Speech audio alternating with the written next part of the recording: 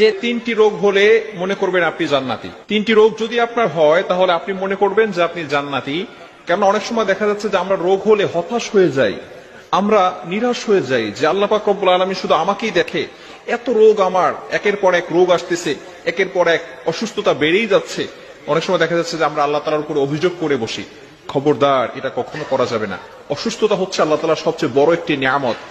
অসুস্থতা মানে হচ্ছে যে পৃথিবীর ভিতরে কোটি কোটি মানুষ আছে, তারপরে আল্লাহ পাক রব্বুল আলামিন আপনাকে অসুস্থতা দিয়েছেন, মানে আপনার দিকে আল্লাহ তাআলা ফোকাস করেছেন। সুবহানাল্লাহ।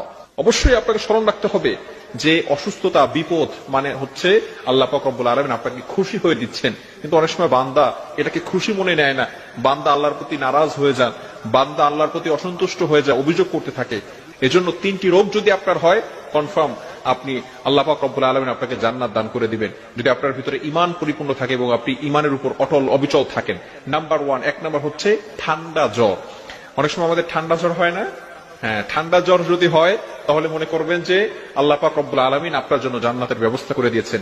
এই জ্বর হলে আল্লাহ পাক রব্বুল আলামিন মানুষের পিছনের যে গুনাহগুলো আছে সেই গুনাহগুলো মাফ করে দেয়, বলেন সুবহানাল্লাহ। গফির লাহু মা তাকাদ্দামা মিন যামবি, আল্লাহ তাআলা এই জ্বরের মাধ্যমে তার পিছনের সকল গুনাহ খাতাগুলো মাফ করে দেয়, বলেন সুবহানাল্লাহ। এজন্য আমাদের সকলকে স্মরণ রাখতে হবে এবং মনে রাখতে হবে, জ্বর হলে, ঠান্ডা হলে আমরা ঘাবড়ে যাব না। ঠান্ডা হবে, বেশি বেশি সর্দি হবে, সে কোনোদিন পাগল হবে না। সুবহানাল্লাহ। আল্লাহ পাক রব্বুল আলামিন কত বড় নিয়ামত এই অসুস্থতার ভিতরে দিয়েছেন। এজন্য এক নম্বরে যাদের ঠান্ডা জ্বর, সর্দি জ্বর যাদের হবে, আল্লাহ পাক রব্বুল আলামিন তাদের জন্য জান্নাতের ব্যবস্থা করে দিবেন, তাদের জন্য জান্নাতের পথ সহজ করে দিবেন, অর্থাৎ এই অসুস্থতার মাধ্যমে আল্লাহ তাআলা তার পিছনের গুনাহকে মাফ করিয়ে দিবেন। দ্বিতীয় নাম্বার যেটা, সেটা হচ্ছে চুলকানি বা অ্যালার্জি। আমাদের অনেকের চুলকানি আছে, অ্যালার্জি আছে।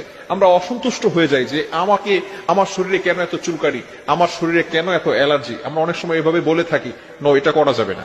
চুলকানি বা অ্যালার্জি হলে মনে করবেন যে আল্লাহ পাক রব্বুল আলামিন আপনাকে জান্নাতে যাওয়ার জন্য পথ সহজ করে দিচ্ছেন, অর্থাৎ আল্লাহ পাক রব্বুল আলামিন আপনাকে জান্নাতে দিবেন। যাদের চুলকানি বা অ্যালার্জি হয়, বর্তমান চিকিৎসা বিজ্ঞান বলছে যাদের অ্যালার্জি আছে অথবা চুলকানি আছে তাদের কখনো কুষ্ঠ রোগ হবে না। সুবহানাল্লাহ। শুধু তাই না, তাদের কখনো শ্বেত রোগ হবে না। সুবহানাল্লাহ। এজন্য চুলকানি, অ্যালার্জি যাদের থাকবে, আল্লাহ পাক রব্বুল আলামিন তাদের জন্য জান্নাতের ব্যবস্থা করে দিয়েছেন। তৃতীয় নাম্বার হচ্ছে অনেকের চোখ ওঠে, চোখ উঠলে মনে করবেন আপনি জান্নাতে। অনেক সময় দেখা যাচ্ছে যে আমাদের মাঝে মধ্যে চোখ উঠে যায়। চোখ উঠলে মনে রাখবেন, বর্তমান চিকিৎসা বিজ্ঞান বলছে যাদের চোখ উঠে তারা কখনো অন্ধ হয় না। আল্লাহ রাসূল সাল্লাল্লাহু আলাইহি সাল্লাম এই ব্যাপারে ঘোষণা দিয়েছেন যে চোখ উঠলে আল্লাহ পাক রব্বুল আলামিন তাদেরকে অন্ধ করেন না। এজন্য এই যে রোগগুলো, এই রোগগুলোর মাধ্যমে আল্লাহ পাক রব্বুল আলামিন মানুষকে সকল বিপদ আপদ থেকে এবং দেখা যাচ্ছে যে পিছনের